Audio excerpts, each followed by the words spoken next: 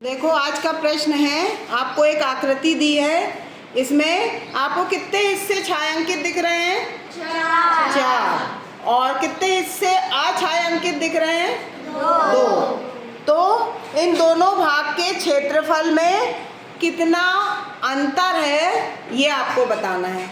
तो हम दोनों हिस्सों का क्षेत्रफल पहले निकाल लें, ठीक है? तो पहले हम क्या कर रहे हैं, छायांकित भाग का क्षेत्रफल निकाल रहे हैं। तो ये कौन सा आकार है बता सकते हो आप लोग? हाँ, ये कौन सा आकार है? ये आकार है आयत। आयत का नाम सुना है आप लोगों ने? आयत का क्षेत्रफल जानते हो क्या होता है? कौन बताएगा? बताओ, आयत का क्षेत्रफल क्या होता है? सूत्र। Very good. तो लंबाई कितनी दी है इसमें? 7 और चौड़ाई दी है 3। दिख रही है? तो जैसी ऊपर वाले में है वैसे ही नीचे वाले में है। तो इन दो आयत का क्षेत्रफल निकालना है तो लंबाई गुणे चौड़ाई मतलब 7 और 3 का गुणा करना पड़ेगा। पहले आयत का निकालने के लिए लंबाई गुणे चौड़ाई तो 7 गुणे 3, और दूसरा उसी के जैसा है तो फिर से हमने लिख दिया 7 गुणे 3। अब ये दो आयत और बचे, है ना? ये आयत और ये आयत। इसकी लंबाई कितनी है? 5 और चौड़ाई कितनी है? 3। और वैसे ही इस वाले की है तो 5 गुणे 3 आकार के दो आयत और हैं। तो इनका क्षेत्रफल निकालना है तो 5 गुणा 3 मतलब लंबाई गुणे चौड़ाई, और फिर से लंबाई गुणे चौड़ाई कर दिया। ठीक है, अब हम सबको हल कर दें तो 5 तिया और 7 तिया 21। तो ये आ गया 21, ये वाला पहला वाला 21 आ गया, दूसरा भी 21 और तीसरा 15 और चौथा 15।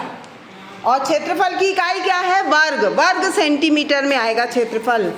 तो अब आप हमको सब लोग जोड़ के बताओ, 21 21 15 15, चारों को जोड़ के बताओ कितना आएगा? 2 बार 21 और 2 बार 15।